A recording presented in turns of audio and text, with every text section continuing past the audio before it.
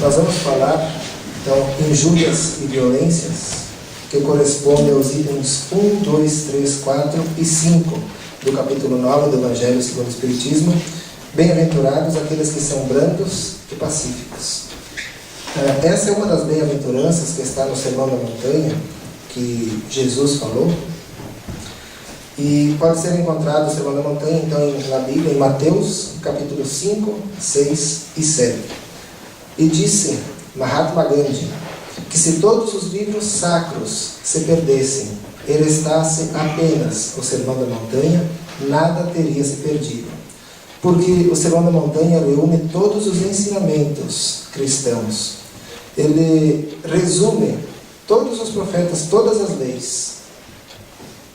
São os ensinamentos das leis morais, das leis divinas que Jesus nos trouxe. Então, hoje, falando sobre injúrias e violências, a gente pesquisou um pouquinho também, né? Eu vou trazer para vocês sobre o dicionário jurídico. O que quer dizer injúrias e violência. Então, injúrias: ato de ofender a honra e a dignidade de outrem mediante o proferimento de um xingamento ou atribuição de uma qualidade negativa à vítima, seja verbalmente, por escrito ou fisicamente, que seria a injúria real, quando se torna físico. E a violência, então, o que é no jurídico? Usar a agressividade de forma intencional e expressiva para ameaçar ou cometer algum ato que resulte em acidente, morte ou trauma psicológico. Isso nas leis civis, né? As nossas leis dos homens. Na parte espiritual é isso e mais algumas coisas. Nós vamos tratar de violência, basicamente, porque injúria é um tipo de violência, e não de todas elas, naturalmente de algumas.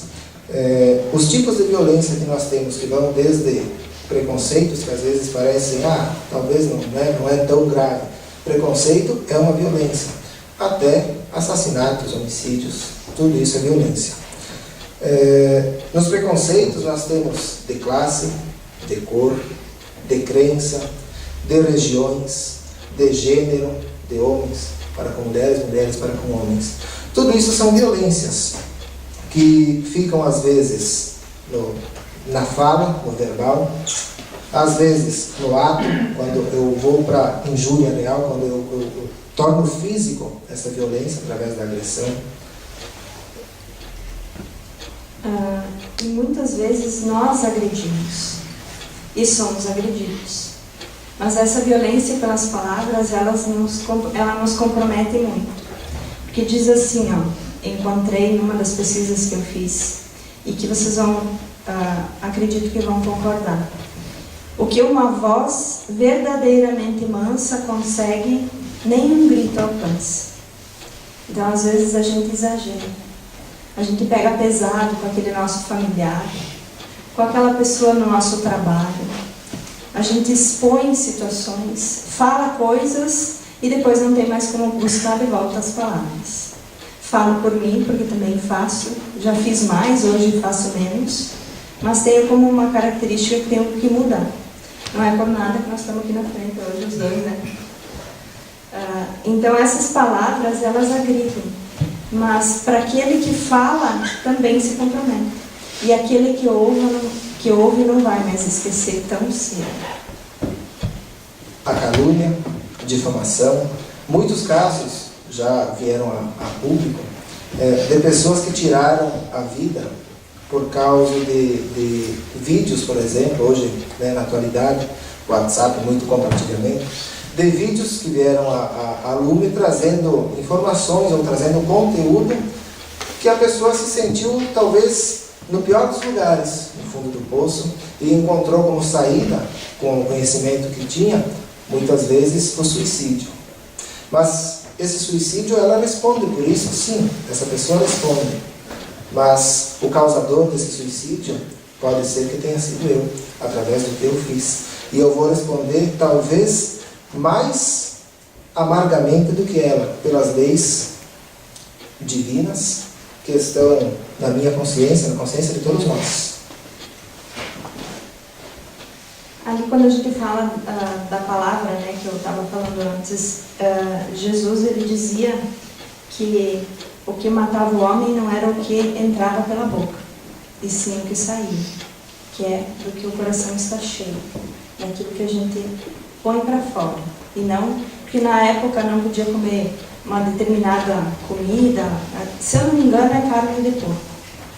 E as pessoas não aceitavam que alguém pudesse comer, porque era proibido pela religião que eles cultuavam daquele entendimento. E Jesus dizia que não era o que entrava pela boca, e sim o que saía dela. Porque às vezes a gente fere com palavras e muito mais com pensamentos. Na escrita, hoje com as redes sociais novamente, Facebook, não lembro agora qual foi o filósofo que citou, mas ele disse um pensamento que abrir uma conta no Facebook nos dá um título de juiz, de advogado, nos dá os mais altos títulos, porque nós nos manifestamos a respeito de tudo. Muitas vezes do que não entendemos, do que não conhecemos. Ofensas que são colocadas a público, e muitos casos viram processos que se delongam por anos e anos. Isso causa muita perturbação para todos, inclusive para o ofensor. Então, ter um pouco mais de cuidado com o que a gente anda falando, com o que anda compartilhando, com o que anda escrevendo, porque nós vamos ser responsáveis, ou melhor, responsabilizados, cedo ou tarde, por tudo que nós fizermos. No livro O que é o Espiritismo, de Allan Kardec, está escrito assim, ó: violência é o argumento daqueles que não têm boas razões. E quando a gente já expressa com a violência, a gente está querendo argumentar mais, fazer mais daquilo que a gente não tem muita razão. A gente nem quer saber quem é que tem a razão, né? A gente quer estar sempre na frente, ganhar a disputa, seja ela pela violência física, né? Ou seja ela pelas palavras. A gente quer sempre ganhar. E nem sempre é interessante. Porque já existe a verdade, que é a minha, a verdade do Rodrigo, e se nós se indispuser e quiser brigar, existe a verdade, nem a minha, nem a dele. Essa violência, ou essas violências, podem ser contra os outros, de mim para os outros, ou de mim para mim mesmo. Se eu sou, por exemplo, uma pessoa nervosa, uma pessoa rancorosa, uma pessoa que emite ódio para todos os lados, eu estou atingindo talvez algumas pessoas com isso, mas o principal atingido sou eu mesmo. É uma violência que eu pratico contra o meu próprio ser, ou contra eu próprio ser que sou. Nós podemos piorar muito as situações, não só dos outros, a nossa. O outro vai receber alguma carga, talvez, alguma energia negativa, um pensamento que vai lançar, mas o maior prejudicado vai ser sempre eu. Nós temos violências, uma que está bem na atualidade hoje, sendo bastante discutida, que é o aborto. Essa é uma violência contra o terceiro. Contra um terceiro incapaz de se defender, o que vem a ser, talvez, um pouco pior, né? Mas cada um deve saber, o Espiritismo não se posiciona favorável, logicamente, porque a vida deve ser preservada. E lá na questão 880 do Livro dos Espíritos, eu vou ler ela, porque não sou eu que estou dizendo, não é a Andréia que está dizendo. No direito de propriedade, questão 880. Qual é o primeiro de todos os direitos naturais do homem? O de viver.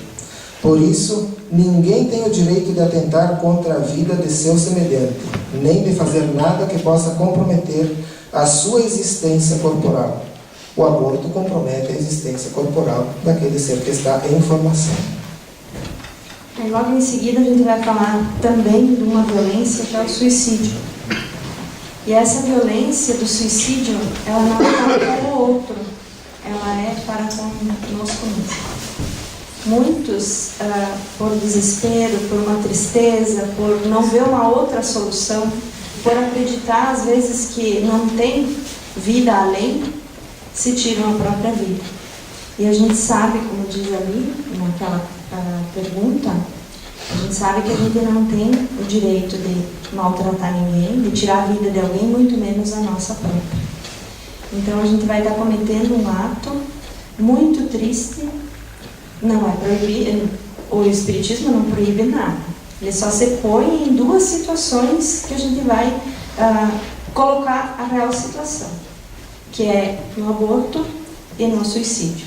Mas não proíbe, só coloca a situação para a pessoa segundo a doutrina, que se cometer o ato do suicídio, hoje está tudo ruim, desesperador, mas depois do ato pode piorar muito. Porque aí vai reviver o ato e ainda aquilo que estava acontecendo antes, constantemente. Então hoje, se a gente parar para analisar, a gente tem a ajuda da medicação, de um psicólogo, de um psiquiatra, de um tratamento num centro espírita, de um tratamento num outro segmento religioso. A gente tem um amigo para abraçar. Depois, no mundo espiritual, cometendo suicídio, a gente não vai estar desamparado, mas vamos colher as consequências do ato. Entre o certo e o errado, nós vamos ficar com Paulo de Tarso, na primeira carta aos Coríntios, capítulo 6, versículo 12. Tudo me é lícito, mas nem tudo me convém. Deus me criou e disse, pode fazer tudo o que tu quiser fazer. Só que tudo o que tu fizer, tu vai colher. Tudo que tu plantar, tu vai colher. Quem planta vento, não vai colher senão tempestade. Porque quando eu faço algo de errado, o que eu vou sentir depois, pelos dramas de consciência, inclusive já encarnados, enquanto encarnado, vai ser muito pior do que aquilo que eu plantei. Mas é justiça divina? Não, ele disse, planta o que quiser, mas vai colher o que plantou. E muitos de nós ainda nos alimentamos de energias ruins, de sentimentos ruins, de ódio, de raiva, de inveja, de ciúme, de maledicência. Nós nos alimentamos ainda desses vícios, eu diria, que nós podemos começar a deixar um pouco de lado. Porque a gente não vai conseguir tudo de uma vez, não vai conseguir todos nessa reencarnação. Mas o que nós precisamos com urgência é começar. Começar. Porque depois diz ali ainda nesse capítulo, nesse mesmo item, injúrias e violências, que para os brandos e pacíficos vão herdar a terra. Esse herdar a terra é para quem começar essa mudança. É para quem conseguir modificar um pouquinho a cada dia. Aquilo que a doutrina sempre fala em reforma íntima. Que muitos dizem, mas sempre vão falar da tal da reforma íntima. Porque é necessário. Quando a gente começar a tentar mudar algumas coisas em nós, aqueles que estão ao nosso redor mudam também. Vão perceber a nossa mudança.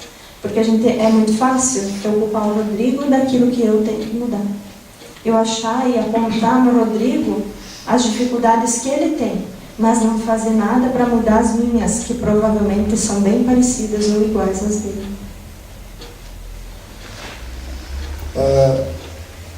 Nós pensamos assim, o ato físico da violência é uma pequena parte que aparece. Uma parte um pouco maior das violências fica na fala, fica na escrita, que são através das múltiplas formas, mas tem uma parte que passa muito despercebida dessas violências e que acontecem. Para nós que cremos no Espiritismo, que cremos no mundo que nos cerca, que nos rodeia, no invisível, ainda existem as violências do sentimento e do pensamento. Porque quantas pessoas ao longo de um dia, pelo pensamento, nós dizemos assim, se pudesse, eu matava um. Isso, será que tem o mesmo peso, tem peso menor do que consumar o ato? O sentimento que eu coloco nessa fala, será que isso é algo salutar? Será que isso é algo bom? É algo que passa despercebido? Talvez, como eu disse, por nós, sim. Mas pelos que nos cercam, por Jesus, por Deus, isso tudo é contabilizado. Isso tudo entra no que nós fazemos.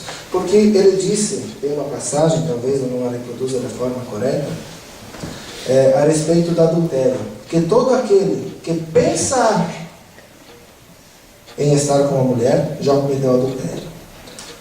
Só no pensamento.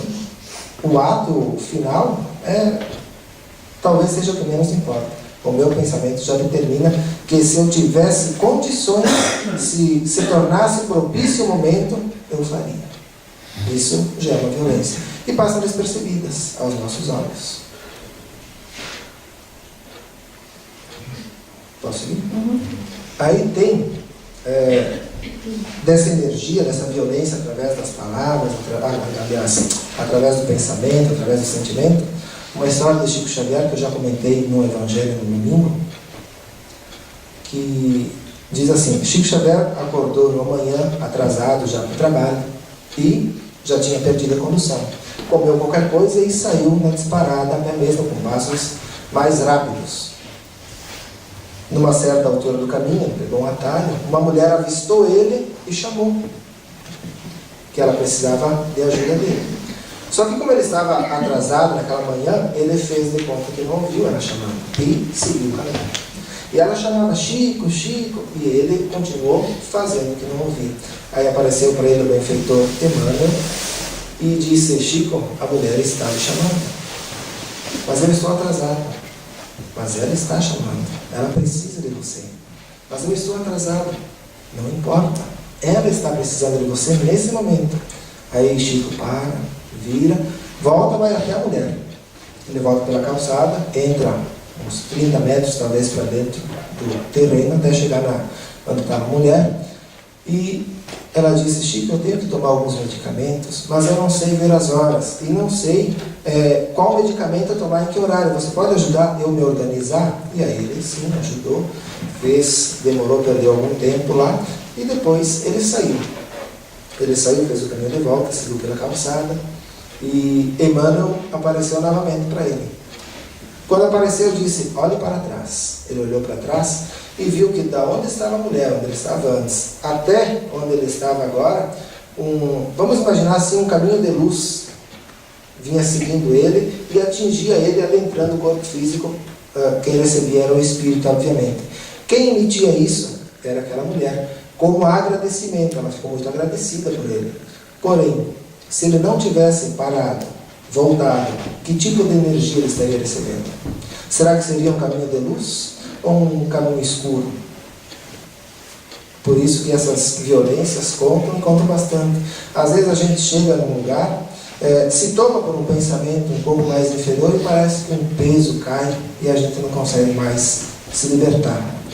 Aí, nessas horas, lembrar de Jesus, que disse: meu jugo é leve, agora me fugiu até o pensamento, mas enfim, meu jugo é leve, certo? Por quê? Porque Jesus é branco, porque Jesus é pacífico, porque ele não emite energias, pensamentos negativos para os outros, porque tudo que eu emito, eu recebo primeiro. Então a violência me atinge duas vezes. Quando eu estou emitindo, estou sendo prejudicado. E depois de algum tempo, não tão longe assim, vai ter a reparação desse mal feito. Duas vezes eu sou atingido, o outro uma vez só. Então, como eu falei antes, Jesus nos chama para a mudança. E aí eu vou ler um trechinho do Evangelho, dessa passagem de injúrias e violências, que diz assim: não matareis, e todo aquele que matar merecerá ser condenado pelo julgamento. Mas eu vos digo que todo aquele que se encolarizar contra seu irmão merecerá ser condenado pelo julgamento. Que aquele que disser a seu irmão raca merecerá ser condenado pelo conselho. E aquele que lhe disser sois louco merecerá ser condenado ao fogo do inferno. Cada um desses feitos aí citados tem uma aplicação correspondente. uma pena correspondente, um castigo correspondente. Porém, esses castigos não são eternos. Agora, se eu me demorar nessa reforma íntima que a Andréa disse, vamos insistir, é necessário, eu preciso. Talvez vocês não, mas eu preciso. Por isso que nós insistimos. Se eu não fizer essa reforma íntima, eu sei que lá na frente eu vou colher frutos amargos, difíceis de aceitar muitas vezes, mas nada foi imposto nada foi imposto por Deus. Tudo são obras minhas. A cada um seja dado segundo as suas obras. E a gente acha sempre que Deus que vai nos castigar, né? Ou quando acontece alguma coisa, a gente diz assim, por que está acontecendo isso comigo? O que eu fiz para merecer isso? Ou Deus está me castigando. Na verdade, somos nós mesmos que colhemos aquilo que a gente produz a alguém. Se eu lançar um pensamento bom para o Rodrigo, para ele estar aqui na frente hoje, que eu fiz, né? Porque esse é meu colega, tinha que ser, né? Eu posso também lançar um pensamento ruim. Olha, está lá na frente, tomara que ele erre, tomara que ele fale alguma coisa errada. Nem precisa isso aí, não faço. Isso a gente já faz a vida, né? Não precisa. Mas eu posso lançar vários pensamentos. Aquele bom, eu vou colher coisas boas. Aquele ruim, eu vou colher também. Não necessariamente no mesmo instante, mas ali na frente. Alguém vai me desejar também. E eu gosto de que me desejem coisas erradas. Eu gosto de receber atitudes ruins. Eu gosto de que alguém fale mal de mim por aí. Sabemos que se a gente tem a consciência tranquila, não precisamos nos preocupar. Mas também sabemos que energias vêm até nós. Às vezes são boas, às vezes nem tanto, porque não agradamos a todos e não temos que agradar a todos. Temos que fazer o melhor que podemos nesse instante, com aquilo que aprendemos. Mas temos que cuidar o que pensamos e o que falamos. Falo mais por mim, porque também sei que tenho muitas necessidades a corrigir. Mas o chamamento está aí. É urgente, porque a Terra já está se transformando em regeneração, que o Rodrigo vai falar daqui um pouquinho. Para nós entender o que é a regeneração, um pouquinho dela. Para nós ficar aqui, nós precisamos. Bem-aventurados os brancos e pacíficos, porque eles possuirão a terra. Nós vamos trocar esse possuirão a terra por permanecerão na terra ou em outro mundo que seja um mundo regenerador.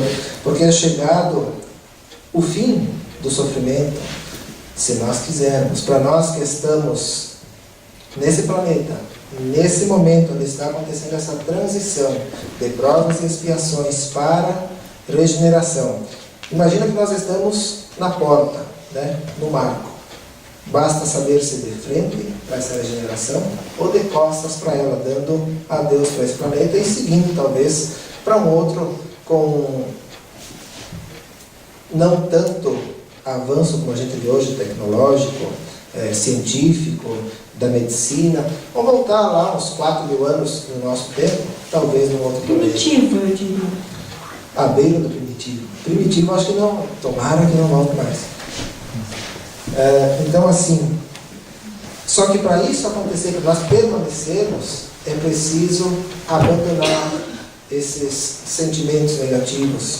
É preciso abandonar essa violência que nós ainda temos, seja pelo pensamento, seja pelo sentimento, nas palavras escritas, faladas, nos atos. É preciso abandonar. Porque senão nós não permaneceremos nem na Terra e nem em outro mundo regenerador. É chegada a hora de despertarmos. Estamos na última hora. E ou agora, ou vai demorar um pouco mais, talvez, num outro mundo. Então, o que seria esse antídoto? O que seria isso para a gente modificar essas injúrias e violências? Jesus também coloca no Evangelho que precisamos da paciência, da bondade, do perdão, da caridade, do amor. Já fazemos isso. Muito sim. Eu também. Mas precisamos melhorar isso. Precisamos aumentar as virtudes, colocando mais virtudes e tirando alguns vícios que ainda temos. Vocês vão dizer assim, tá, mas então dá uma receita. Não tem. Cada um vai ter que se descobrir. Cada um vai ter que se conhecer.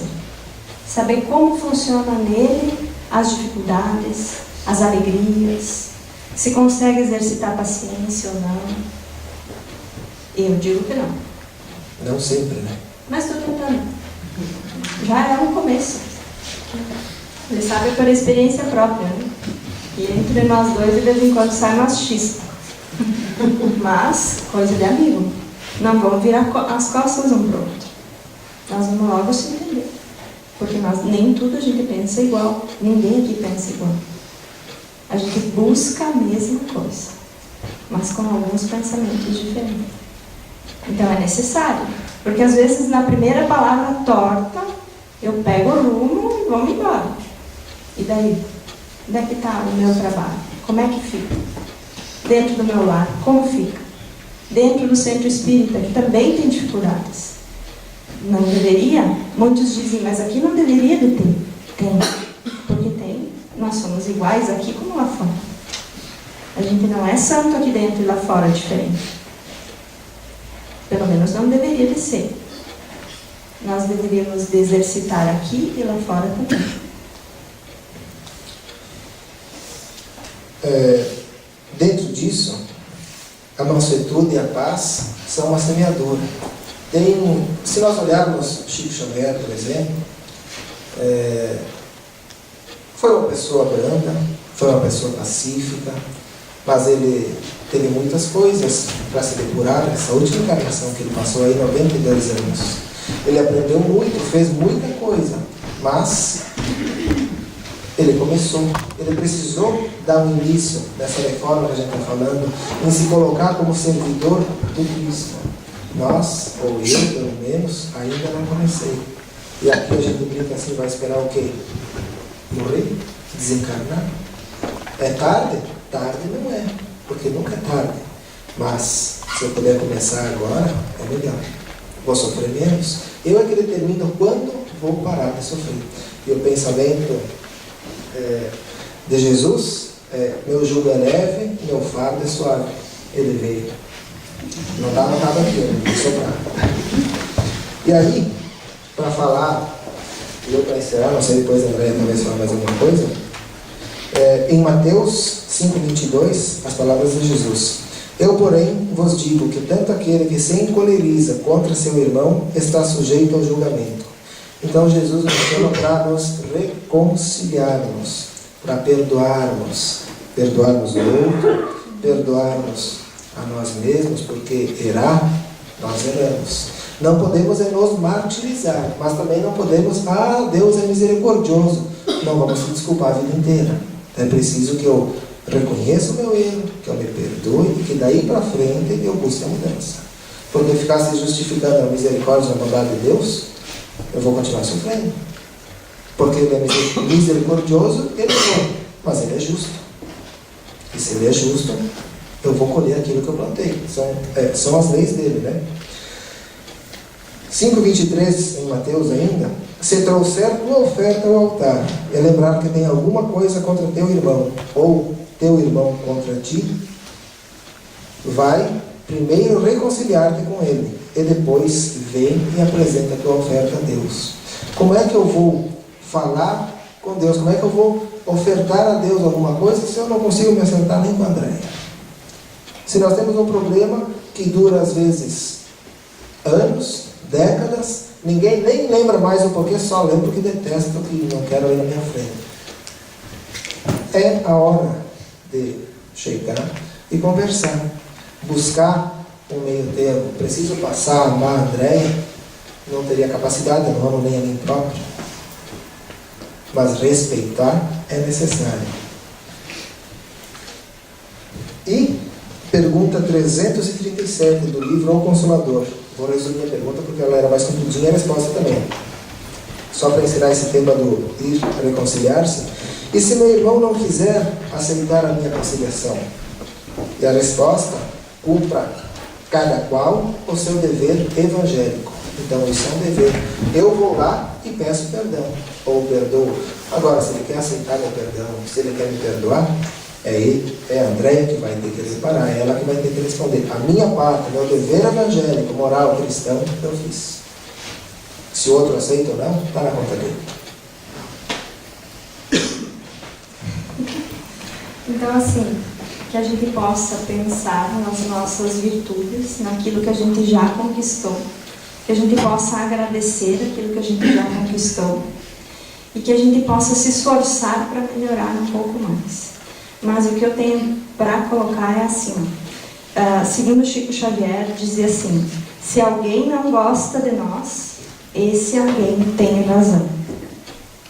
Então, que nesses próximos dias nós possamos pensar assim: eu sou agradável às pessoas. Quando as pessoas estão perto de mim, elas se sentem bem. O que eu estou fazendo com esta reencarnação? Com as minhas atitudes, com os meus pensamentos? Que a gente possa refletir um pouquinho sobre isso, principalmente para mim, né? Mas para todos nós aqui. O que a gente está passando para as pessoas que estão ao nosso redor? São coisas boas, agradáveis, amorosas? Ou é rancor, raiva, sentimento de vingança, às vezes? Então que possamos pensar um pouquinho essa semana.